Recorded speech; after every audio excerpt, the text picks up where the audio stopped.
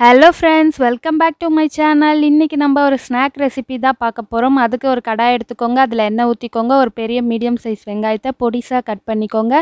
கூடவே கொஞ்சம் கட் பண்ணி வச்ச கருவேப்பிலை, பச்சை மிளகா போட்டு நல்லா வதக்கிக்கோங்க. வாழைப்பூவை பொடிசாக நறுக்கி எடுத்து வச்சுக்கோங்க. அதையும் இது கூட ஆட் பண்ணி கொஞ்சம் மஞ்சள் தூள், கொஞ்சம் உப்பு போட்டு நல்லா வதக்கி எடுத்துக்கோங்க.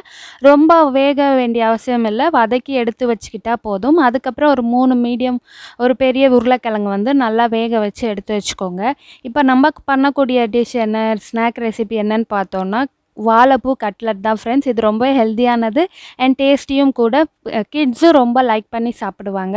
ஸோ இப்போ நம்ம வேக வச்ச பொட்டேட்டோவை நல்லா மேஷ் பண்ணி எடுத்துக்கலாம். அது கூட கொத்தமல்லி தழை போட்டுக்கோங்க.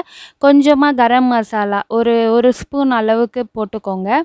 அதுக்கப்புறம் வந்து இதை நல்லா நம்ம மிக்ஸ் பண்ணிக்கலாம். இந்த கரம் மசாலா, கொத்தமல்லிலாம் பொட்டேட்டோவோட மிக்ஸ் பண்ணிவிட்டு நம்ம ஆல்ரெடி வதக்கி வச்ச வாழைப்பூ, ஆனியன்லாம் வந்து ஆறினதும் இதில் போட்டுக்கலாம். இதில் போட்டு அதை நல்லா மிக்ஸ் பண்ணிக்கலாம். லைட்டாக உப்பு போட்டுக்கலாம். பார்த்துக்கோங்க, உப்பு தேவைன்னா லைட்டாக போட்டுக்கோங்க. அதுக்கப்புறம் கொஞ்சம் கார்ன்ஃப்ளவர் தண்ணியில் கரைச்சி வச்சுக்கோங்க. பிரெட் க்ரம்ஸ் எடுத்து வச்சுக்கோங்க. நம்ம வந்து இப்போது அந்த மிக்சரை வந்து ஒரு பால் மாதிரி உருட்டி வச்சுக்கலாம். அதுக்கப்புறம் நம்ம வந்து கட்லெட்டுக்கு தட்டுற மாதிரி தட்டிட்டு நம்ம வந்து இந்த கார்ன்ஃப்ளவர் டிப்பில் வந்து அதை உள்ளே போட்டு முக்கி எடுத்துட்டு பிரெட் க்ரம்ஸை போட்டு கோட் பண்ணிட்டோன்னா நமக்கான கட்லெட்கான பேஸ் ரெடி ஆகிடும். அதுக்கப்புறம் நம்ம எண்ணெயில் போட்டு பொரிச்சு எடுத்துக்கலாம்.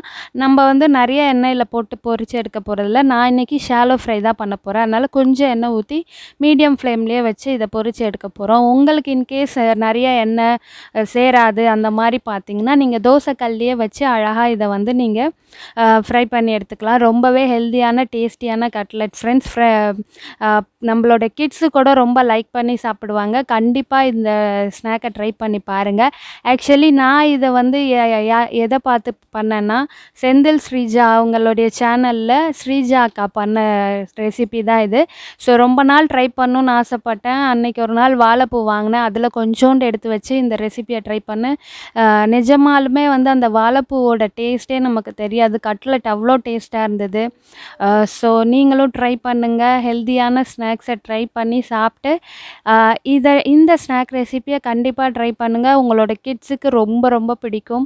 அண்ட் யாருன்னா கெஸ்ட்டு வந்தாங்கன்னா இதை பண்ணி கொடுத்து நல்லா அசத்திடுங்க. ஸோ நீங்களும் ட்ரை பண்ணுங்கள். எப்படி இருந்துச்சுன்னு ரெசிப்பியை வந்து ட்ரை பண்ணி பார்த்துட்டு கமெண்ட் பாக்ஸில் கமெண்ட் பண்ணுங்கள். வீடியோ பிடிச்சிருக்குன்னு நம்புகிறேன். வீடியோ பிடிச்சிருந்தா லைக் பண்ணுங்கள். உங்களோட ஃப்ரெண்ட்ஸ்க்கு ஷேர் பண்ணுங்கள்.